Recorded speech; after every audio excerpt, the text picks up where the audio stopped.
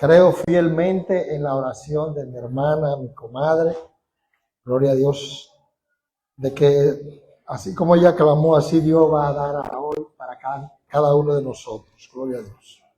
Aleluya. Libro de los Salmos en su capítulo 63, capítulo 1, gloria a Dios. Los que puedan se ponen sobre sus pies para reverenciar la palabra de Dios y leeremos en el nombre del Padre, del Hijo y del Espíritu Santo. Amén. Dios mío, eres tú. De madrugada te buscaré, mi alma tiene sed de ti, mi carne te anhela, en tierra seca y árida, donde no hay aguas, para ver tu poder y tu gloria, así como te he mirado en el santuario. Vamos a leerlo otra vez. Dios mío eres tú. De madrugada te buscaré. Mi alma tiene sed de ti. Mi carne te anhela. En tierra seca y árida, donde no hay aguas, para ver tu poder y tu gloria, así como te he mirado en el santuario. Gracias, Señor Jesús, por tu palabra, Dios amado. Ellas son benditas, Señor. Gracias, oh Dios, porque la ha dejado como lumbrera para que alumbre nuestros caminos. Gracias, oh Dios, en el nombre poderoso de tu Hijo Jesús. Amén y amén. Gloria a Dios. Santo Dios, aleluya. Gloria a Dios. Yo casi nunca titulo los mensajes, pero en esta ocasión Dios puso en mi corazón un título y es la sequía espiritual. La sequía espiritual. Gloria a Dios. Y lo primero que deberíamos entonces de investigar, de saber es qué es la sequía espiritual. Según la Biblia, la sequía espiritual en el contexto bíblico se refiere a un periodo en el que un creyente siente un alejamiento de la presencia de Dios. Este distanciamiento se manifiesta a través de una falta de gozo, motivación y conexión espiritual. Y ya sabiendo entonces esa definición, podemos identificarnos cada uno con ellas. De que en algún momento de nuestra vida de fe, de nuestra vida en nuestro peregrinaje del cristianismo, hemos tenido esa situación, no ha llegado a nuestras vidas. Y es interesante porque conforme a lo que la Biblia nos enseña en muchas ocasiones, la Biblia nos presenta el Evangelio como algo que tenemos todo resuelto, que es algo que nos va a ayudar en todo, que vamos a tener una vida de victoria en victoria, como muchos dicen. Varias veces la Biblia nos presenta el cristianismo como una vida abundante y fructífera.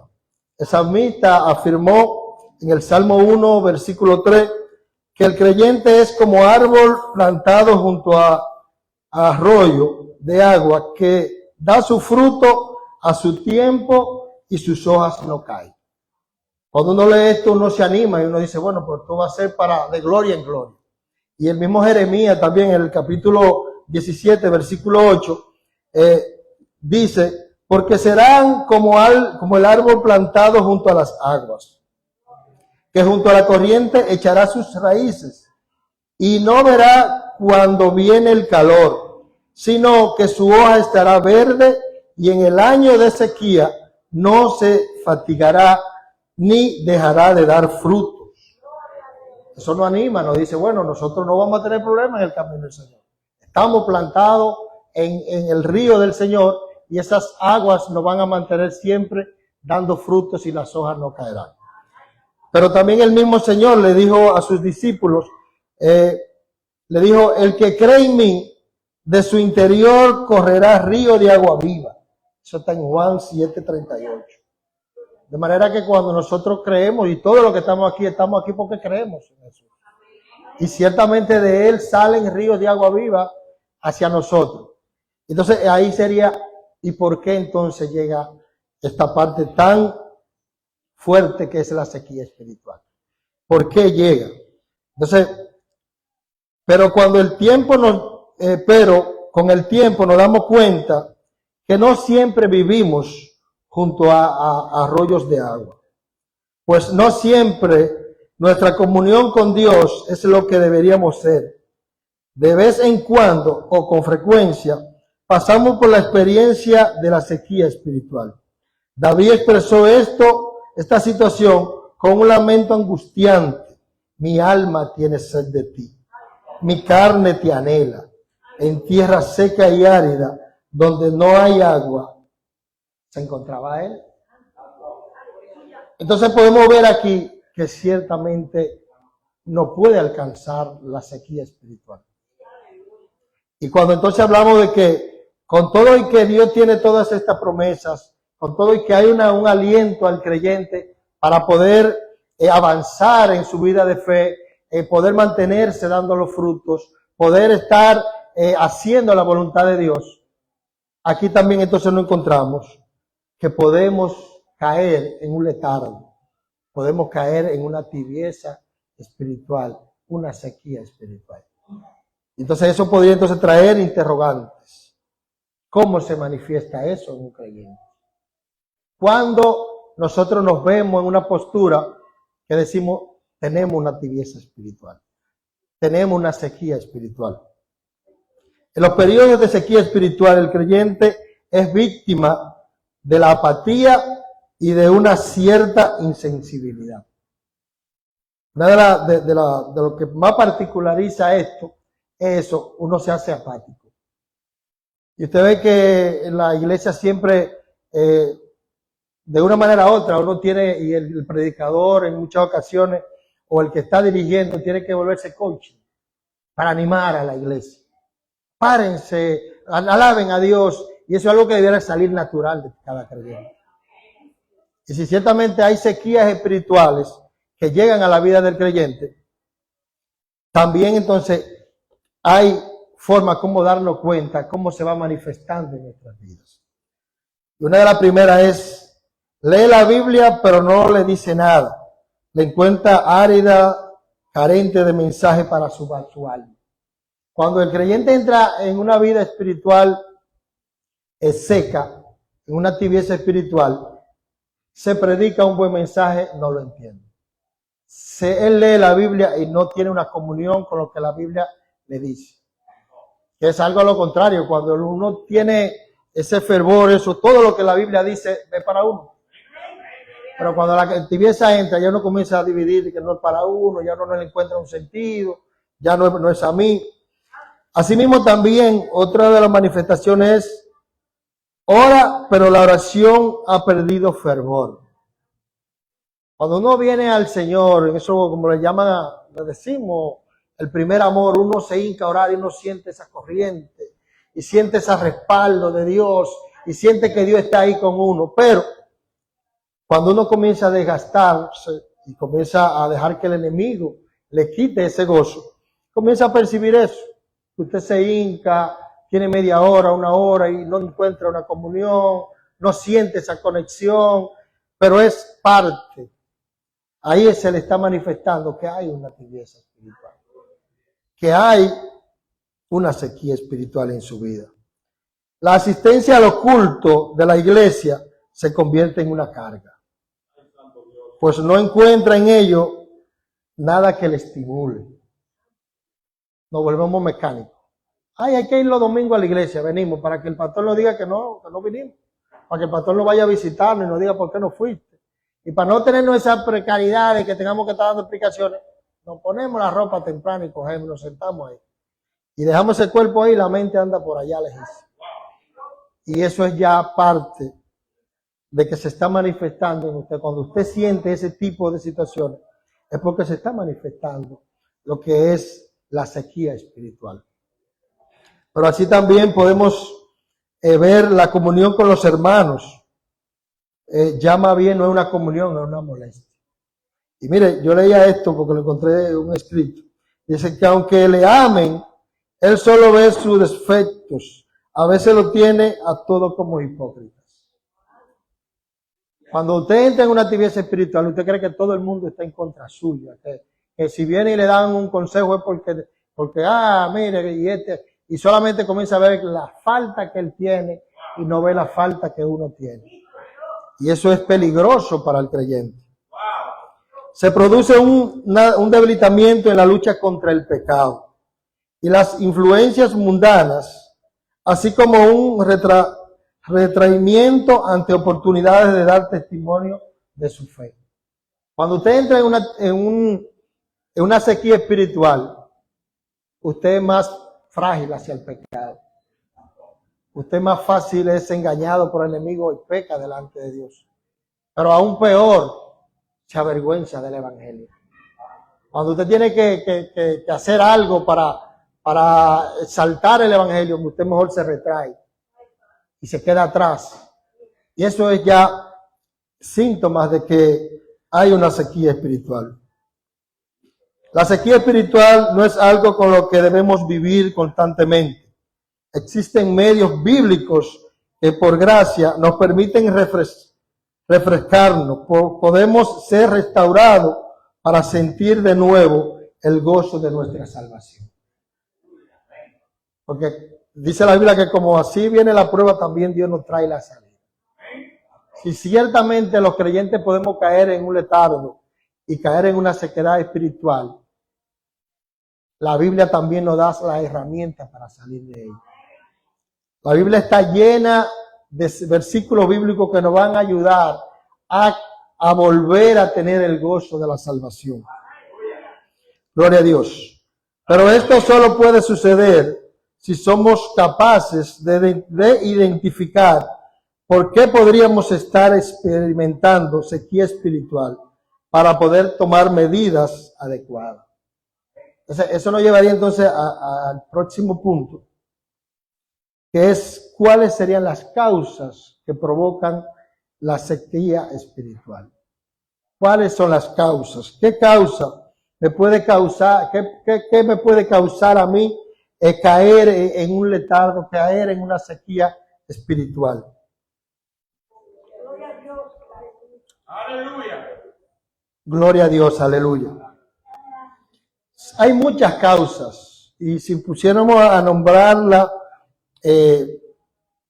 echaríamos la mañana aquí y parte de la tarde. Pero el Espíritu Santo me guió a que cogiera algunas que entiendo que son las más comunes, porque me identifiqué mucho con ellas. Son aquellas que de una manera u otra están golpeando fuertemente a la iglesia de este siglo. Y una de las primeras causas que Dios puso en mi corazón para tratar en esta mañana es la lujuria. La lujuria. El apóstol Pedro, en Primera de Pedro, capítulo 2, nos advierte sobre esta causa.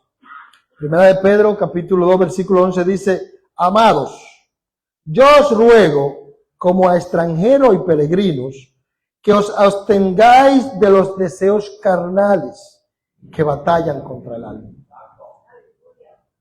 Cuando hablamos de lujuria, nosotros muchas veces de una vez la enfocamos a la parte sexual del hombre y la mujer.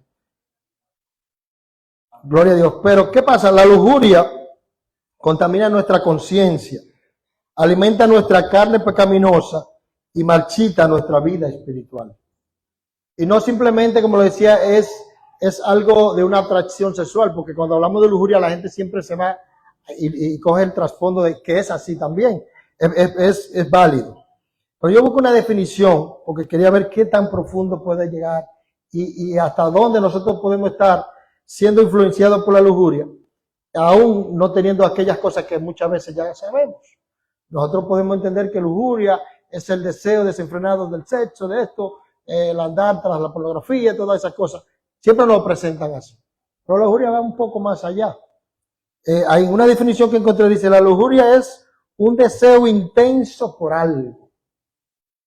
Deseo intenso por algo. La lujuria puede adoptar cualquier forma, como el deseo de actividad sexual, de dinero, poder, etc.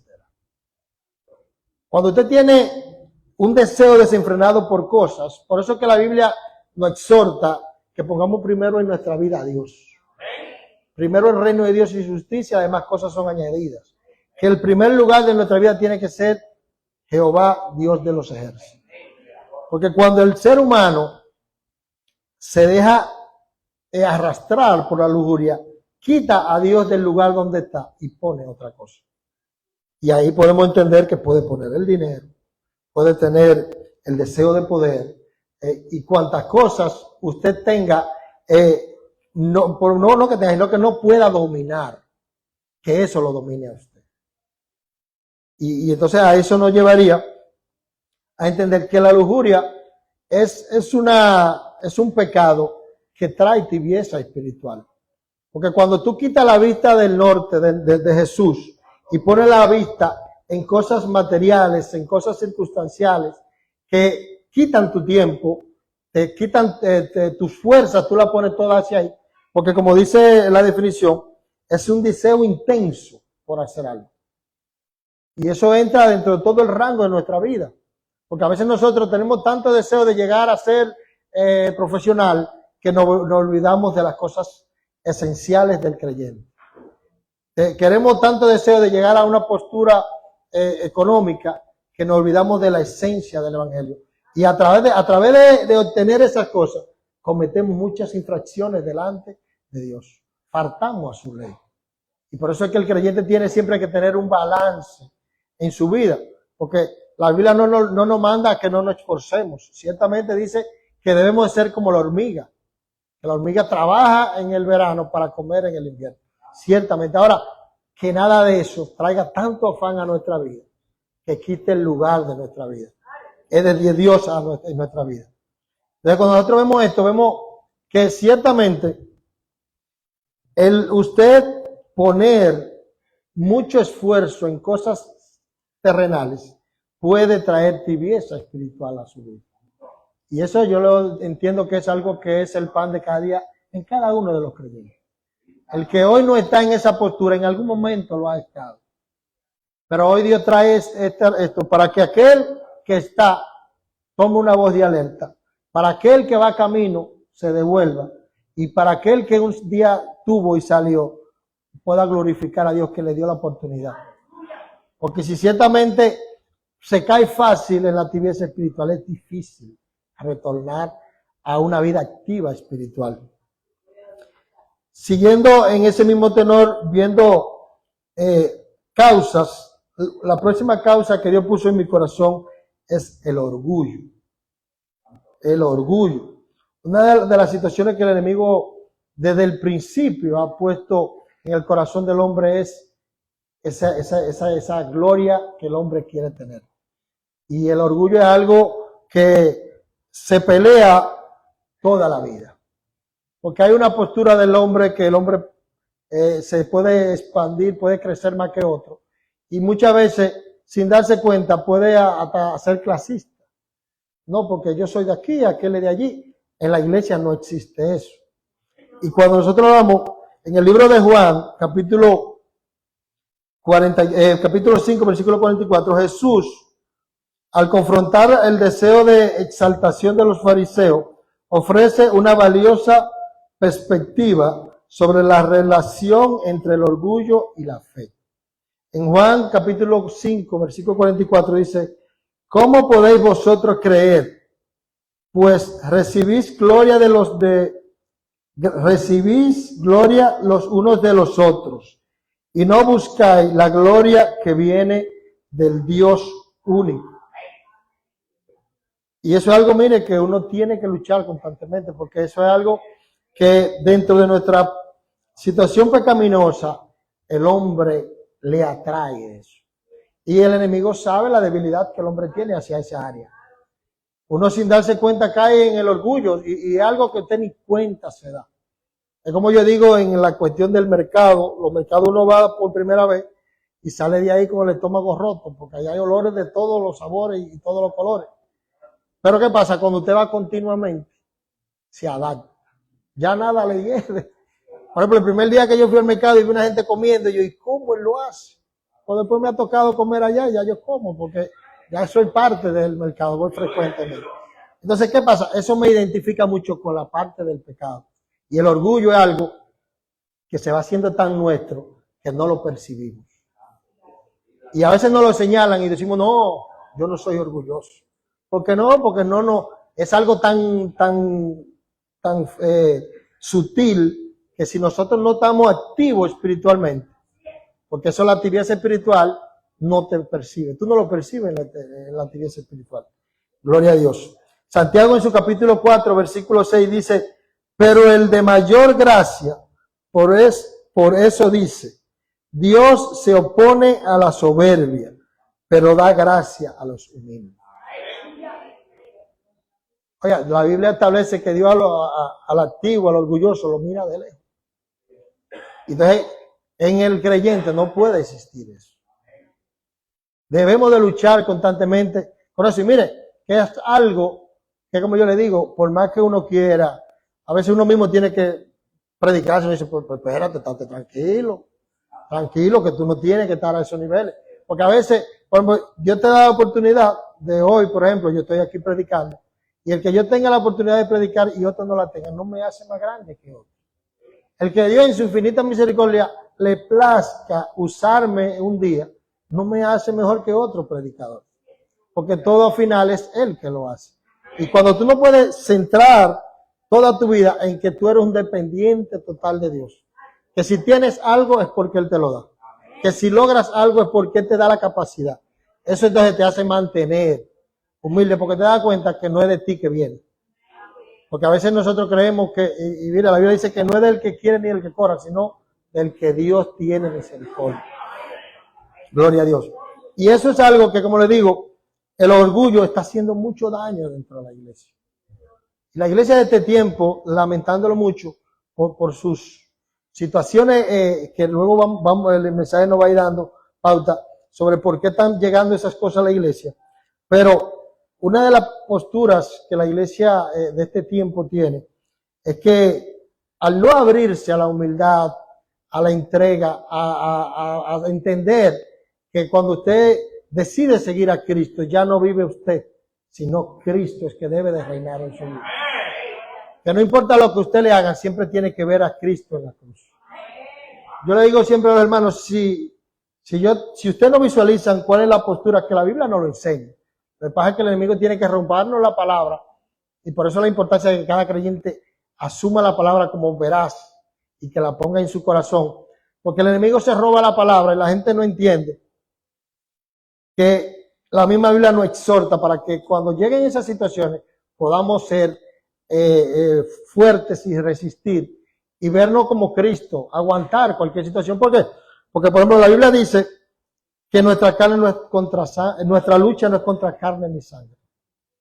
Entonces, quiere decir que cuando nosotros tenemos cualquier situación con un hermano, nuestro orgullo no nos puede llevar a separarnos de ellos. La humildad debe acercarnos a ellos. ¿Por qué? Porque debemos de entender que no son ellos. Que aún él te ofenda, porque lo puede hacer uno, somos seres humanos. Oigan, a veces uno con una palabra ofende a alguien y ni cuenta se da. Ya pasa a menudo. Entonces el ofendido se queda con eso en el corazón, con esa raíz de que me ofendió. Y al no ponerse a cuenta con su hermano, el hermano está bien porque él no sabe que lo ofendió. Y eso se ha tratado muchas veces. Entonces, ¿qué pasa? Si tú dejas que el orgullo te aparte de tu hermano, no, porque fue él, no, porque esto, y no entiendes que hay un instrumento, hay un enemigo que usa un instrumento y no importa lo cerca de Dios que tú estés. Porque yo siempre, el mayor ejemplo es Pedro, cuando el mismo Jesús reprende a Satanás en Pedro. Cuando Pedro le da esa brillante idea de que no mueras por nosotros. Jesús le dice, apartado de mí, Satanás, porque él sabía que no era de Pedro que estaba saliendo eso. Entonces, cuando el creyente no entiende eso y deja que el orgullo permee su vida y no tenga una comunión con su hermano, por cualquier situación, entra en sequía espiritual. Otro punto más es el amor al dinero.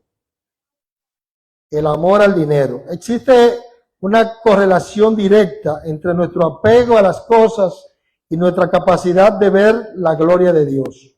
Jesús conecta nuestra mirada física con nuestra visión espiritual. En el libro de Mateo, en su capítulo 16, capítulo 6, versículo 19 en adelante, dice, no os hagáis tesoros en la tierra, donde la polilla y el orín corrompen, y donde ladrones minan y hurtan, sino haceos tesoro en el cielo, donde ni la polilla ni el orín corrompen, y donde ladrón no mina ni hurtan. Porque donde esté vuestro tesoro, allí también vuestro corazón. Mire, cuando nosotros hablamos del amor al dinero, a veces nosotros decimos, no, que yo no tengo, que no. Pero el sistema, que vivimos en un sistema caído, nos ha arropado de una manera que nosotros estamos de una manera desmedida detrás del dinero. De una manera desmedida. Estamos descuidando cosas más importantes por el dinero. Primero está la descomposición del hogar. Ahora mismo el dinero nos ha llevado a que todo el mundo tiene que trabajar. Entonces nuestros hijos se están creando solos. Y el que decide eso ahora mismo lo cuestionan, lo sacrifican. ¿Cómo va a ser? ¿Cómo es? Ahora el día pasado vi que la esposa de un basquetbolista hizo un comentario, eso fue un revuelo en las redes. Yo normalmente, pero llegan de una vez porque se hacen. Escuché que ella dijo que ella se puso a tener hijos y eso fue para ella algo que no debió hacer. Y es algo terrible, ¿por qué? Porque si algo es esencial en el núcleo familiar es que hay uno que tiene que sacrificarse para el buen funcionamiento. Y quien Dios capacitó es a la mujer, porque ella que lo tiene, ella es la que tiene ese sentido dado por Dios para controlar el hogar.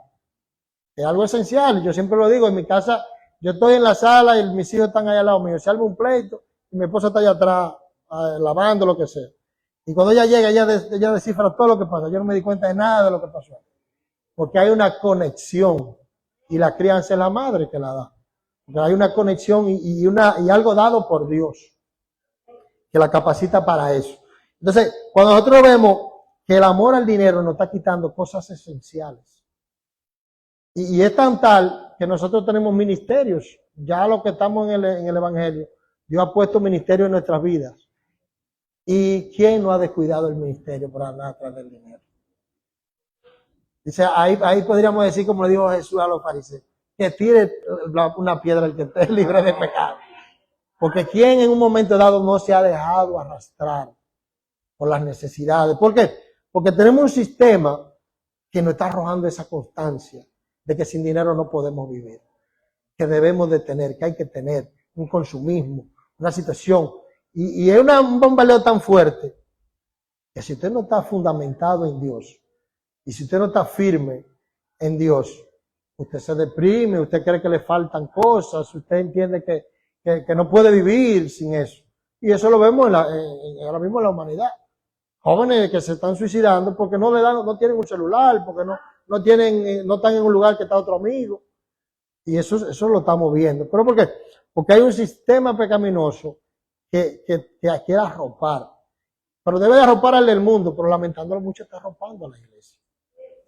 Y la iglesia cuando entra, deja que el amor al dinero entre a su corazón, eso lo hace que caiga en el tema que hoy estamos hablando, de una sequía espiritual. Porque el deseo de obtener y de buscar te hace descuidar la parte esencial. Cristo nos instruye a acumular tesoro perdurable en el cielo, en lugar de riquezas temporales aquí en la tierra. Que lo hagamos o no tendrán un impacto significativo en nuestros afectos, porque donde está nuestro tesoro, ahí va a estar nuestro corazón. Cuando nosotros dejamos que el dinero que no mueva, que estemos haciendo todo y mire, realmente uno tiene compromisos y tiene de verdad que cumplir como creyente. Si usted vive en una casa alquilada, debe pagarla todos los meses. Si usted tiene, todos esos compromisos son válidos. Ahora, ¿qué pasa? El detalle es que usted tiene una dependencia de Dios. Y si Dios sabe la condición en la que usted está. Y usted no puede dejar que el enemigo le cambie, como decían la historia, espejito por oro. Que le diga, vengan, busca para que resuelva. Si entonces no entendemos que el mismo Dios nos exhorta y nos dice que la puerta que Él abre, nadie la cierra. Y que la que Él cierra, nadie la abre. Entonces, por más esfuerzo que usted haga, no va a tener más que lo que Dios decidió darle. Y como le digo, ciertamente usted tiene que ser diligente. Ahora, su diligencia no puede ser tal que le quite la comunión con Dios. Mire, una de las posturas que siempre se critica, porque uno lo critica a manera de predicación, de exhortación, es la parte que cuando tú estás en una situación de precariedad dentro de la iglesia, eres el que más te ora. Y pide a Dios y le pide a Dios que te dé un trabajo, que te dé la forma de tú sustentar. Pero casi siempre somos engañados porque llega algo que no viene de parte de Dios.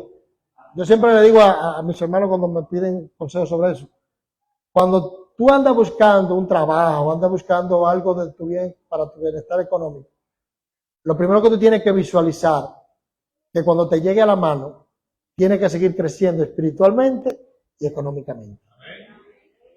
Si tú creces económicamente, vete de ahí. Si solamente estás hacia un solo lado, vete de ahí. ¿Por qué? Porque ya no es una bendición de Dios. Es algo para envolverte. Porque como digo, hay un compromiso.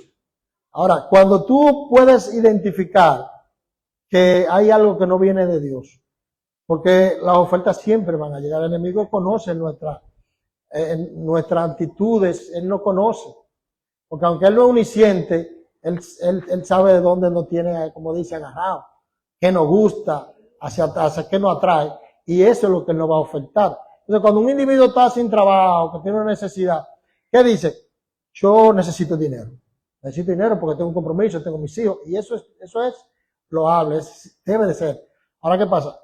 Tú no puedes permitir que atrás de eso pierda lo más importante, que es tu vida espiritual. El amor al dinero trae consigo que tú entres en un letargo y entres en la tibieza espiritual. Gloria a Dios. Jesús continúa y dice, el ojo es la lámpara del cuerpo. Así que si tu ojo está sano, todo el cuerpo está lleno de luz. Pero si tu ojo está enfermo, todo tu cuerpo estará lleno de tinieblas. Mateo 6:22. En otras palabras, si nos fijamos en el brillo de las riquezas terrenales, el resplandor de la gloria de Dios no puede brillar en nuestro corazón y solo sufriremos sed espiritual. Cuando usted se deja arrastrar por el deseo o por el mismo compromiso que uno adquiere, porque uno a veces va teniendo cosas porque, como yo digo, nosotros subsistimos. Mientras usted gana algo, gasta eso. Después llega y gasta lo otro. Ahora, ¿qué pasa? Usted no puede tener un deseo desmedido que lo lleve a crear una ansiedad que tiene que producir dinero, al punto que tiene que dejar las cosas de Dios para seguir produciendo. Tenemos que hacer un balance. Porque el dinero es algo que es lo que nos mueve, lo que mueve el mundo, lo que nos... Ahora, el detalle es el amor a Él. El que usted tenga que trabajar tanto que llegue al punto de descuidar su vida espiritual. Gloria a Dios.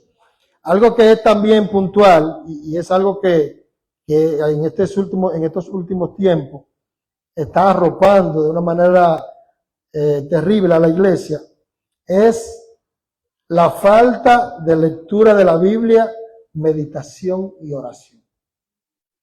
Oiga, si usted ve cada uno de los puntos que Dios ha puesto en mi corazón, que hemos ido desglosando, el enemigo sabe que cada uno de ellos son importantes y vive constantemente trabajando para que nosotros no podamos tener eso bajo control. Y la iglesia de este tiempo, si hablamos de la falta de la lectura de la Biblia, es algo interesante. La iglesia no está leyendo la palabra de Dios. Pero si no saca tiempo para leerla, mucho menos va a sacar tiempo para meditar y para orar. La iglesia de este tiempo se ha arropado con tantas cosas que el mundo le ha dado, tanto entretenimiento, tanto que no le da el tiempo para leer la Biblia, no le da el tiempo para entrar en esa meditación de lo que ha leído, porque estamos haciendo todo rápido. Lo que la estamos leyendo muchas veces la leemos porque tenemos ya un hábito, pero la leemos, pero ya tenemos que leerla rápido porque tenemos que hacer otra cosa. No nos sentamos a meditar qué Dios quiso decirnos a través de ella, cómo puedo aplicarla a mi vida para que mi vida de fe pueda crecer, qué puedo hacer a través de lo que he leído. Y sobre todo, la oración. Porque la falta de oración en un creyente es algo que es, yo digo, y siempre lo hablamos de que es el alimento del creyente. Cuando descuidamos la lectura de la Biblia, la meditación y la oración, nos privamos del alimento esencial para el alma. Es imposible prosperar espiritualmente sin alimentar nuestra mente y corazón con la palabra de Dios.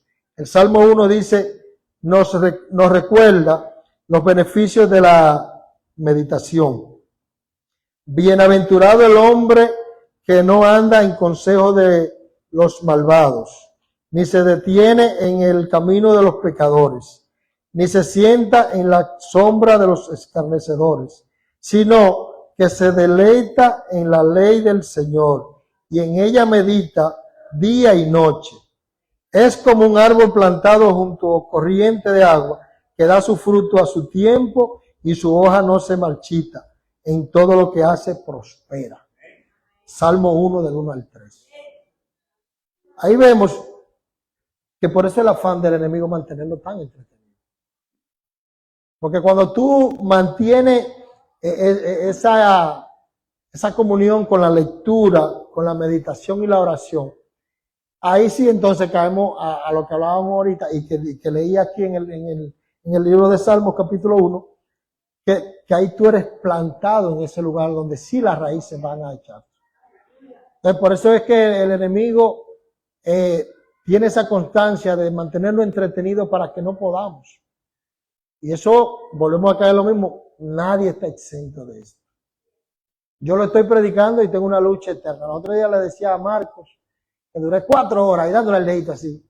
Me senté en un mueble y me senté y cuando vine a ver tenía 4 horas viendo reel pequeñito que no duran yo creo que no duran ni 2 minutos, segundos lo que duran. Y uno se analiza a veces porque te sucede. Ahora, ¿qué pasa? El enemigo hace esto porque necesita mantenernos entretenidos. ¿Para qué? Para que no estemos sedimentados. Porque si nosotros no tenemos las raíces profundas en el Evangelio, que lo da la oración, que lo da la lectura de la palabra, pero sobre todo la meditación. Porque a través de la meditación es que usted comienza a aplicarla a su vida. Cuando usted medita la palabra es que usted comienza a entenderla. Y entonces comienza a entender hacia qué debe usted de hacer para agradar a Dios, cómo debe de vivir. Porque todo está aquí en la palabra de Dios. Y por eso es que al creyente se le exhorta diariamente, tiene que leer su Biblia. Tiene que sacar ese tiempo devocional personal. Porque nosotros debemos de congregarnos porque el calor de la congregación mantiene la llama ardiendo. Eso es importante. Pero esa parte de cada uno es la que le da entonces para mantenerse con esas raíces cerca del agua. ¿Para qué? Para que cuando lleguen esos tiempos malos, cuando pueden llegar a sí mismo la misma sequía espiritual pueda llegar a tu vida, tú poder sostenerte y poder salir rápido de ella. Porque a veces uno tiene tiempos y eso le digo porque yo lo he vivido, tiempo que uno dura años tratando de restaurar una vida de fe que tenía, una vida de comunión con Dios, y se hace difícil. Porque si fácil es que uno caiga de estar en esa comunión, difícil es uno volver otra vez a alinearse. ¿Por qué? Porque uno se va envolviendo y se va entreteniendo y el enemigo lo tiene siempre atado. Ahora, cuando el salmista habla de esa importancia de que nosotros meditemos en la ley, que dice meditemos de día y de noche, que tenemos, entonces nos da el por qué debemos de hacerlo. Dice, ¿por qué? Como un árbol plantado junto a corriente de agua que da su fruto a su tiempo. El nosotros poder ser eficaces en un ministerio, en lo que Dios quiere hacer en nuestra vida, va a depender 100% de la lectura de la palabra, de la meditación en la palabra y del tiempo de oración del creyente. Por eso usted debe de crear un hábito, porque miren, eso es tan interesante, porque nuestra carne es algo especial. La carne es tan puntual que si usted la acostumbró a orar, le hace falta la oración. ella se resiste. Ella se resiste a la Biblia. Por ejemplo, yo no puedo salir de mi casa sin la Biblia. Si yo salí, yo tengo que devolverme, igual que cuando dejo mi celular. Yo he ido en la pista ya, después de Caimito, para allí, cuando veo que no tengo la Biblia delante, me devuelvo a buscar mi Biblia. Yo no sé andar sin mi Biblia. Pero es por la costumbre que tengo. Porque siempre desde que me reconcilié con el Señor, me regalaron una, después compré esta que tengo desde el día que me reconcilié. Y un día le pregunté al Señor, ¿por qué el cristiano tiene que andar con una Biblia? ¿Por qué el cristiano tiene que andar con una Biblia? Entonces después me vi en mi trabajo, que llegaba a lugares y tenía que hacer 1 hora esperando. 1 hora, 2 horas. Entonces que esas 2 horas de ocio te ponía a ti a ver, a hablar, a hacer cosas que no tenías que hacer. Más sin embargo, si yo me sentaba en una esquinita y me ponía a esperar y leyendo la Biblia, me mantenía en una comunión. Por ejemplo, mi trabajo, yo tuve, el último trabajo que tuve cuando llegué y me dieron empleo, yo llegaba a las 8 de la mañana y salía a las 1 a la calle. Quiere decir que yo tenía de 8 de la mañana hasta las 1 sentado en un cubículo. Desde como llegaba con mi Biblia, me sentaba ahí todo el tiempo. Ahora, si yo no había tenido, dígame, todas esas horas comenzaba a caminar, a escuchar cosas que no tenía que escuchar, a decir cosas que no tenía que decir. Pero esto me mantenía en una comunión porque llegaba bajo aire, tranquilito. Y ahí pasaba el tiempo, llegaba la hora de yo salir, que era que tenía que ir a buscar el hijo del dueño, y salía y lo buscaba. Pero ahí yo entendía, pero por esto que tengo que andar. Entonces yo hice la costumbre, para mí una costumbre ya. Más que, porque no es que ya, y a veces me relajan porque yo tengo mi Biblia grande y en estas cosas, pero a mí me gusta eso. Me gusta andar con ella, que se vea. Y es porque así mismo es en todo. Si usted acostumbra la carne a orar, y usted se acostumbra a las 6 de la mañana a levantarse, oye, usted puede acostarse a las 5 y a las 6 está despierto y tiene que orar. Si usted acostumbra a leer la Biblia a una hora X, porque eso es lo importante. Es importante que si usted quiere tener un poquito más de control sobre eso, es tomar un tiempo exacto. Usted busque en su agenda un tiempo que usted lo vea que tiene libre y dice, este tiempo lo voy a dedicar. Y comienza con 15 minutos, con 10 minutos, con 5 minutos. Y usted va a ver que poco a poco va a ir creciendo y lo va haciendo un hábito. Y ya cuando tiene el hábito ya hace falta. Y es por eso que sería interesante que uno lo adopte eso. ¿Por qué? Porque es importante para la vida espiritual. El creyente que no lee la Biblia, que no medita en la palabra y no ora, es presa fácil del enemigo. Entonces, una de las posturas que te lleva a una tibieza espiritual es tú no leer la Biblia, es tú no sacar ese tiempo para orar. Y sobre todas las cosas, no tener esa comunión constante con la palabra de Dios. Otro punto que Dios puso en mi corazón es olvidar el evangelio y vivir en el legalismo.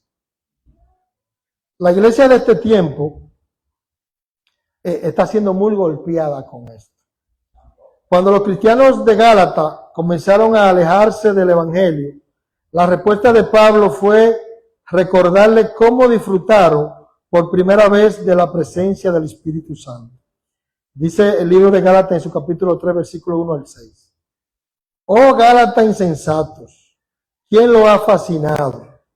¿Fue ante sus ojos que Jesucristo fue presentado públicamente como crucificado? Permítanme preguntarles solo esto. Permítame preguntarles solo esto.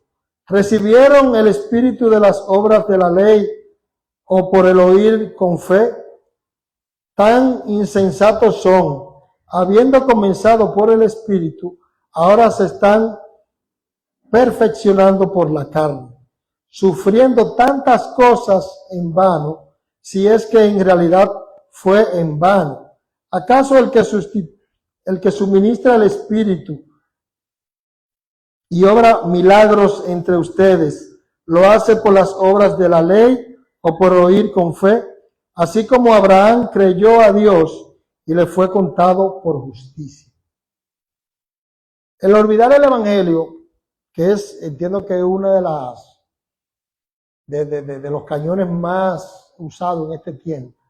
¿Por qué? Porque ahora vemos cómo la iglesia se ha levantado con un evangelio diferente.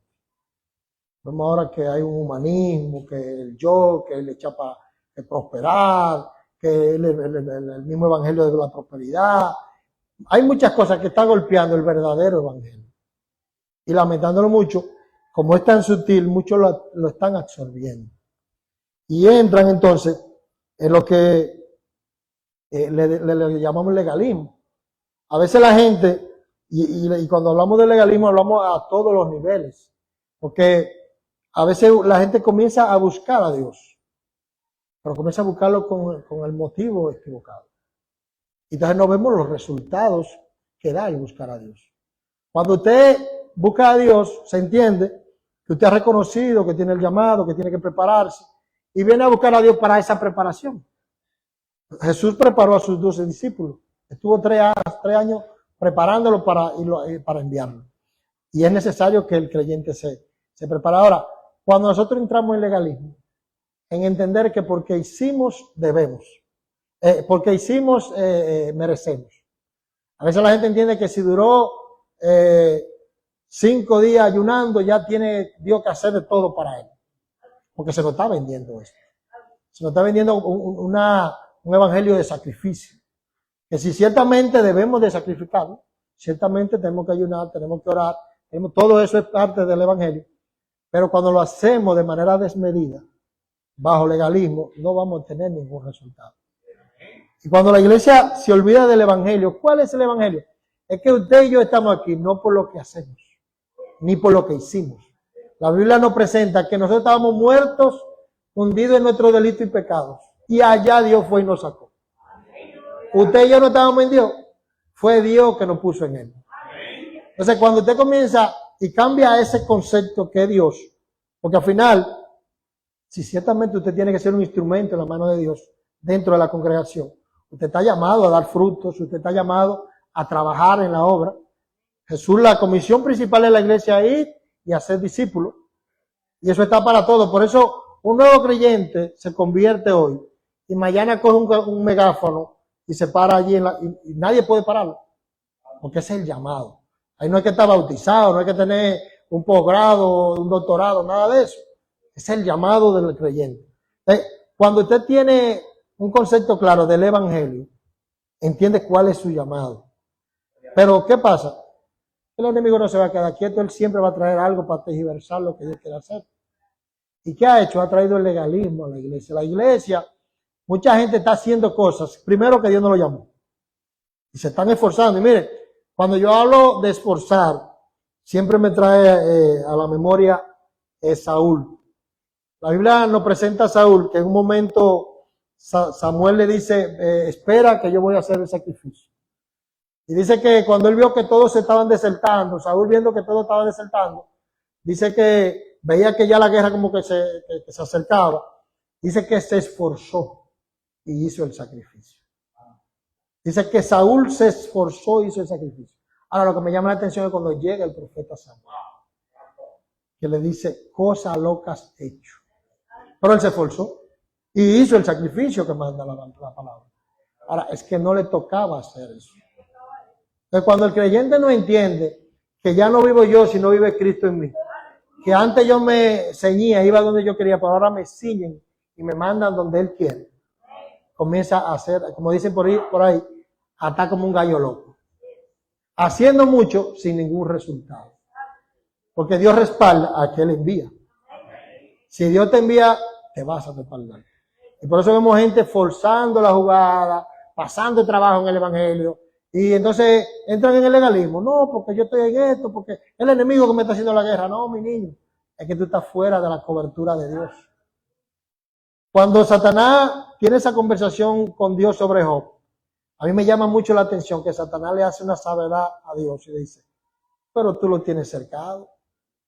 Tú tienes un cerco alrededor de Job y todo lo que él toca con su mano es prosperado. Quítale el cerco y déjame entrar. Eso me da a mí entender que cuando tú estás dentro de la voluntad de Dios, haciendo la voluntad de Dios, hay un cerco a tu alrededor. Por eso tú prosperas y lo que tú tienes en tu mano prospera. Por eso la importancia que el creyente siempre ponga su sentimiento a un lado. Porque hay mucha gente que quiere hacer cosas para Dios. Y aquí no es querer, es obedecer. Entonces el legalismo te lleva a querer hacer cosas. Hay gente que están ayunando mucho. Hay gente que están pastoreando de iglesia. Hay gente que están siendo adoradores. Hay gente que están... Pero Dios no lo mandó a eso. Y tú lo ves no se le ve fruto. No se le ve ningún avance. No se le ve ningún avance ni espiritual, ni en la obra, ni en nada. Ni en su vida económica, porque entonces trae consigo una sequedad total. ¿Por qué? Porque el creyente tiene que estar claro hacia qué Dios lo llama. Y eso no hay que hacerse un doctorado para usted darse cuenta. Usted orando, ayunando, va a permitir, porque es lo grande, es permitir que el Espíritu Santo te dirija hacia donde Él te quiere llevar. Porque hay una lucha entre sí. El apóstol Pablo dice que para agradar a Dios tenía que hacer lo que no quería, porque si hacía lo que quería no agradaba a Dios. Es porque hay un sentimiento dentro de ti que hay que subyugarlo. El creyente no vive por sentimientos. El creyente que no puede apartar los sentimientos del evangelio entra en el legalismo. Entra en hacer cosas porque yo quiero. Y porque cuando yo escucho a gente que dice, no, porque a mí me tienen tal cosa y yo no hago esto en la iglesia, pues, ay, hombre, no entiendo. No ha entendido cuál es el móvil de la iglesia. El dueño de la iglesia es Jehová. Y cuando Dios dijo que tú vas, no hay nadie que lo pare. Porque dice que la puerta que él abre nadie la cierra. Ahora ponte tú en el lugar que Dios quiere para que tú veas si no va a evolucionar. Porque a veces la actitud tuya es que no te ha permitido llegar. No es el que está a tu alrededor. Es tu actitud. Entonces cuando nosotros vemos que una de las situaciones para que uno caiga en ese letargo espiritual, que uno caiga en esa situación de sequedad espiritual, el legalismo es una de las causas que nos va a llevar a caer ahí. Y el creyente tiene que entender que si se mantiene envuelto en estas cosas, nunca va a poder prosperar en la parte espiritual. Y entonces, como le decíamos al principio, la Biblia promete muchas cosas. Y lo acabamos de leer cuando hablábamos del Salmo, hablando David, de que íbamos a ser sembrados como un árbol plantado cerca del río. Y esa promesa es para nosotros, para la iglesia. Ahora, cuando nosotros podemos tener una vida espiritual activa, donde no nos dejamos arrastrar por estos puntos que hoy Dios puso en mi corazón, pero que hay muchos más. Y en los mismos puntos usted puede abrirlo y ver que ellos traen, como dicen, sinónimos, que usted lo puede ir adoptando, que son partes iguales. Entonces, cuando uno no entiende cuáles son las causas principales, por eso que la Biblia dice que mi pueblo perece por falta de conocimiento. El creyente debe de estar constantemente pidiéndole a Dios, porque a veces la gente cree que debe de ir a un instituto yo no he ido a un instituto por la Biblia, por la misericordia de Dios, Él no me lo ha permitido, en algún momento he querido, pero como que digo, no he tenido como ese llamado de Dios de ir a un instituto. Pero yo entiendo lo que yo leo. El Espíritu Santo me revela, me ilumina sobre su palabra. Y eso lo hace conmigo porque, no, yo no soy especial. Eso está para todos los creyentes. Ahora dice que el que pide se os dará. Si usted quiere entender la palabra, pídale a Dios que Él le dará. Porque dice que dará abundantemente. Y eso es algo que entonces nosotros tenemos que entender. Que si nosotros queremos salir de la tibieza espiritual en la cual nos podemos encontrar en un momento dado de nuestra vida, debemos primero identificar. Porque cuando Dios puso en mi corazón, porque hay que identificar dónde están nuestros errores. ¿Cómo usted se va a levantar si usted no sabe cuál es la situación? Entonces, lo primero es identificar. Luego de que identificamos cuáles son esas causas que nos están haciendo y nos están llevando a la tibieza espiritual, entonces debemos de accionar en base a eso. Accionar a corregir esas cosas. Porque a veces, una vez, el hermano Ellington me dijo algo que me dio terror, porque él dice que en un momento a él se le reveló aquí en la congregación, en su tiempo de búsqueda y eso, que la palabra se predica aquí en esta congregación, pero que hay algo afuera que le robaba o predicaba. Entonces yo decía, parece que sí, porque desde la fundación de esta iglesia hasta el día de hoy, por ahí andan muchos que la palabra se les fue robada. Y hombres y mujeres con ministerios, que lamentablemente se dejaron robar. Y eso es algo que no estamos exentos los que estamos aquí adentro tampoco. Porque si Dios trae una palabra, no la trae por coincidencia. El Dios de nosotros no trabaja de que aventura. Déjame ver si hay alguien allá adentro. Cuando aquí se predica algo es porque hay problemas con él. Ahora, hay que señalarlo, no es a usted personal, porque el trato es de Dios con usted. Es usted que debe identificar cuáles son esas causas que no lo están dejando avanzar en el Evangelio y buscar las soluciones. En el libro de Apocalipsis, Dios le habla a la iglesia de Sardis y le dice en el capítulo 3, versículo 1 en adelante: escribe al ángel de la iglesia de Sardis, el que tiene los 7 espíritus de Dios y los 7 estrellas, dice esto: yo conozco tus obras, que tienes nombre de que vives y estás muerto. Sé vigilante y afirma las otras cosas que están para morir, porque no he hallado tus obras perfectas delante de Dios. Acuérdate, pues, de lo que has recibido y oído, y guárdalo, y arrepiéntete, pues si no velas, vendré sobre ti como ladrón, y no sabrás a qué hora vendré sobre ti. La palabrita que me llamó de ese versículo es arrepiéntete. Porque es la postura de que cuando tú puedes entender que hay una situación en tu vida que no te está dejando avanzar.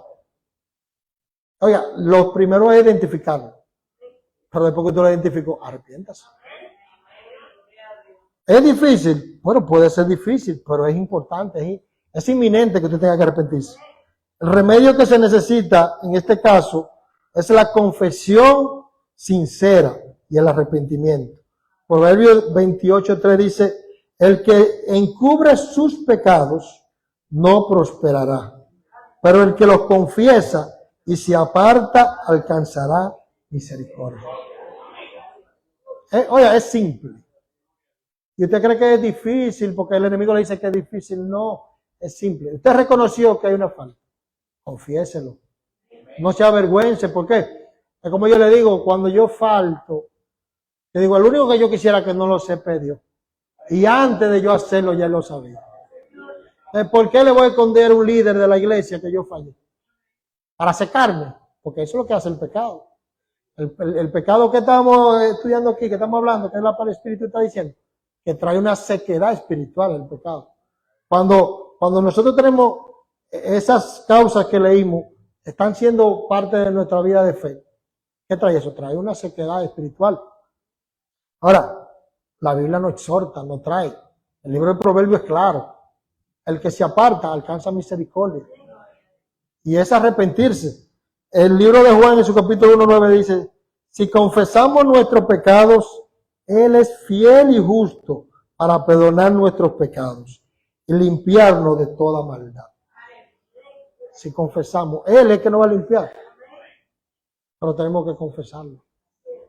Tenemos que, como yo digo, si yo tuve el valor para hacerlo, tengo que tener el valor para decir que lo hice. Y yo mire hermano, es algo que ciertamente es fácil predicarlo. Y sé que es difícil cuando uno cae en una situación de pecado. Ahora, no permita que eso lo seque espiritualmente. No permita que una situación, porque por eso la Biblia nos enseña que el hombre de Dios va a caer. La Biblia dice: 7 veces cae el justo y yo lo levantaré. No es una cuestión de que usted fue que cayó. La Biblia por eso trae todas estas herramientas para el que caiga. Es normal, no es normal, porque no es normal. Pero un creyente puede caer. No es normal, me iba a equivocar, no es normal. Porque el creyente que está afianzado en la palabra es difícil que caiga. Pero el que se descuida puede caer. Ahora, cuando usted caiga, arrepiéntase. Si usted tiene vergüenza tal vez de hacerlo, busque a un líder que usted tenga esa comunión o que pueda ayudarlo. Porque mientras usted calle, ¿qué dice David? David en el pecado que tuvo con la mujer de Urías, dice que mientras callaba, se envejecían sus huesos. El pecado no envejece, el pecado no vuelve nada. Entonces, el hombre de Dios tiene que entender que si falló, abogado tenemos para con Dios, Jesucristo. No estamos exentos, luchemos por no fallar. Usted tiene toda la herramienta para no fallar. Pero si aún se cae, tenemos abogado para con Dios, que es Jesucristo. Y Dios llama a que reconozcamos y nos arrepintamos. Es simple. Con que usted se arrepienta, ya usted va a alcanzar misericordia. Para que nuestras almas vuelvan a estar cautivas por el gozo de la salvación, debemos confesar estos pecados y apartarnos de ellos. El Salmo 51, se lo voy a leer completo desde el 1 hasta el 12, hablando David. El músico principal, Salmo de David, cuando después que se allegó a Betsabé, vino Natán el profeta. Ten piedad de mí, oh Dios, conforme a tu misericordia. Conforme a la multitud de tus piedades, borra mis rebeliones. Lávame más y más de mi maldad y límpiame de mi pecado. Porque yo reconozco mis rebeliones y mi pecado está siempre delante de mí. Contra ti solo he pecado y he hecho lo malo delante de tus ojos, para que seas reconocido justo en tu palabra y tenido por puro en tu juicio. He aquí, en maldad he sido formado y en pecado me concibió mi madre. He aquí, tú amas la verdad en lo íntimo y en lo secreto me has hecho comprender sabiduría. Purifícame con hisopo y seré limpio. Lávame y seré más blanco que la nieve. Hazme oír gozo y alegría, y se recrearán los huesos que has abatido. Esconde tu rostro de mi pecado y borra todas mis maldades. Crea en mí, oh Dios, un corazón limpio y renueva un espíritu recto dentro de mí. No me eches delante de ti y no quite de mí tu Santo Espíritu. Vuélveme el gozo de tu salvación y espíritu noble me sustente. Oiga, cuando usted tiene cualquier situación, usted coge y lee ese salmo. Si usted lee ese salmo así y lo coge para usted, y usted lo hace como que usted es el que está diciéndoselo a Dios, no el salmista. No el salmista, porque el salmista lo dice por eso. Porque el salmista estuvo en una situación de pecado, que hasta que no fue declarado, él pensó que todo estaba bajo control. Y eso es lo peor del pecado, queridos hermanos. El pecado nunca está bajo control. Es lo que te hace pecar más. Porque en el caso de David, dice lo primero comienza con el descuido. En vez de estar velando y orando, se puso, dice que estaba caminando en el tejado y alcanzó a ver una mujer. En un día dice, y era en tiempo de guerra. Quiere decir que era tiempo de él estar orando. En el caso de nosotros orando, pero que es el tiempo de nosotros porque estamos en un tiempo de guerra. En el caso de él era de la guerra literal. Ahora, cuando nos lo dan aquí para que nosotros lo llevemos a lo espiritual. En el tiempo cuando uno tenía que estar haciendo algo, no lo hace y resbala. Ahora, ¿qué pasa? Si no te arrepientes inmediato, pasa lo que le pasó a él. La Biblia nos enseña que cuando él pecó contra la mujer de Urías, al ver el pecado, quiso taparlo. ¿Y con qué? Pecando aún mayor. Mató a un hombre inocente. Entonces, él sabiendo que él hizo todo esto, es que él luego dice que mientras él estaba callando eso, se envejecía porque él sabía que Dios no podía estar cerca de él, porque Dios aborrece al pecador. Y usted y yo debemos entender que si ciertamente un descuido puede llevarnos a pecar delante de Dios, reconocerlo va a restituir su vida de fe delante de Dios. Y es importante que cada creyente entienda que no podemos dejar que el enemigo no, porque oiga lo grande, el enemigo nos hace pecar y luego nos señala. Y lo grande de esto es que entonces nosotros le cogemos la presión, como dicen los muchachos de la calle. ¿Y ahora qué tú vas a hacer? ¿Y qué va a decir el pastor? ¿Y qué va a decir el líder X? ¿Y qué va a decir fulano que te aconsejó? Que diga lo que quiera, yo lo que necesito es salvarme. Y si yo no me arrepiento, no me voy a salvar. Y esa es la postura del creyente. El creyente debe entender que la salvación está por encima de su ego, de su orgullo, de todas las cosas que pueda tener. ¿Por qué? Porque nuestra vida aquí es pasajera. Y hay una eternidad que debemos ganarla con Cristo. Decidiendo no seguir proveyendo para la carne. En el libro de Apocalipsis, capítulo 3, versículo 14 al 16, dice: y escribe el ángel de la iglesia de la Odisea: he aquí el amén, el testigo fiel y el verdadero, El principio de la creación de Dios dice eso. Yo conozco tus obras, que ni eres frío ni caliente. Ojalá fueres frío o caliente, pero por cuanto eres tibio y no frío ni caliente, te vomitaré de mi boca. Gloria a Dios. La tibieza espiritual no es una postura para el creyente. El usted mantenerse en una sequedad espiritual no es una vida para un creyente. Hoy día Dios trae este mensaje para que nos percibamos, para que hagamos un análisis de nuestra vida, a ver qué está ocasionando nuestra tibieza espiritual, pero que accionemos en ella. Que si es un pecado oculto, vamos a sacarlo a la luz. No es que tiene que publicarlo, no es que tiene que decirse, hermano, no. El simple hecho de que usted lo traiga delante del corazón, dice que un corazón contrito y humillado, Dios no lo rechaza jamás. Ahora, si aún así usted no puede, busque ayuda.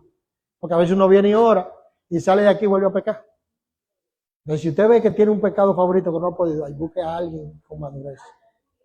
Dice la Biblia, es mejor 2 que 1, porque si uno se cayera, el otro lo levanta. Busque un compañero de milicia que lo ayude a poder avanzar en esa vida de pecado.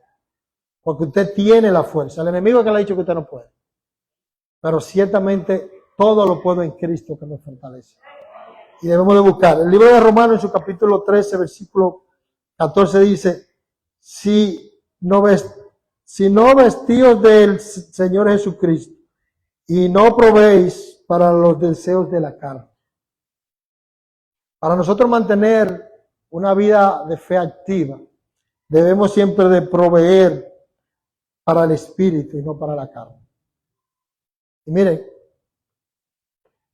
es algo que ahora mismo se nos está haciendo una guerra, porque nosotros decidimos, es como yo le decía a un hermano, yo decía, mira, hay que seguir intentándolo todos los días. Yo mañana me voy a afianzar en la cosa de Dios. No lo logro mañana, pasado lo voy a hacer, porque un día lo voy a lograr. Ahora, lo que no podemos es tirar la toalla, porque el enemigo nos da tan fuerte que un día decimos, no, yo no voy a poder. Pero si Cristo viene y te encuentra en esa condición, no importa que tenga 20 años aquí, no importa que haya sido evangelista, que haya levantado muertos, que haya hecho milagros, no importa nada de eso. Porque si tu nombre no está inscrito en el libro de la vida, no vas a pasar una eternidad con Cristo. Entonces, el llamado de Dios en esta mañana es que debemos de huir a la tibieza espiritual. Amén. Que debemos de calentarnos en Dios. Y es simple. Porque, como lo digo, es simple porque es una decisión a tomar. Difícil es tomar la decisión. Porque usted debe reconocer su pecado, usted apartarse de cosas que está haciendo que le gusta.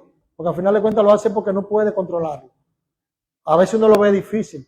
Ahora, ¿qué pasa? Cuando tú te arrepientes y lo pones en la mano de Dios, no hay nada. Porque es lo grande esto que cuando tú te lo dejas, te das cuenta y dices, ¿pero qué yo estaba haciendo? Es lo mismo cuando uno está en el pecado y la luz de Cristo no alumbra. Oiga, a nosotros nos evangelizaron, nos predicaron y nosotros llegamos todos, la gran mayoría aquí llegamos ya de edad. ¿Y cuántas veces nos evangelizaron en la calle y decíamos que no necesitábamos a Cristo? Y cuando la venda se nos fue quitada, decía, wow, ¿en qué era que yo estaba? Si ahora es que yo tengo el verdadero gozo, ya ahora es que yo me siento completo. Entonces, así mismo, dentro de la congregación debemos de seguir creciendo. Y debemos de entender que el creyente no está llamado a vivir en una vida descuidada, que no puede permitir que haya una sequedad espiritual en su vida. Debemos de ejercitarnos, debemos de accionar conforme a lo que la Biblia nos enseña. Porque en esta libro tan poderoso está todo. Lo que tenemos que inquirir de él. Y el Espíritu Santo nos va a guiar y el Espíritu Santo nos va a dar la fuerza. Y vamos a encontrar las herramientas para seguir hacia adelante. Así que debemos de entender que los tiempos son malos y peligrosos. Ciertamente el enemigo se ha levantado con gran ímpetu porque él sabe que le queda poco tiempo. Usted y yo lo sabemos porque está todo cumplido. Ya la cosa que, todo lo que la Biblia nos ha enseñado aquí, que nosotros como profecía la estamos viendo cumplido. Si algo no ha permitido que Cristo no venga a buscar su iglesia, es su misericordia. ¿Misericordia sobre qué? Esperando que usted y yo salgamos de esa tibieza espiritual y entremos al seno del Señor, para que cuando Él llegue nos encuentre haciendo para lo cual Él nos llamó. Amantísimo Dios que estás en el cielo, te doy gracias.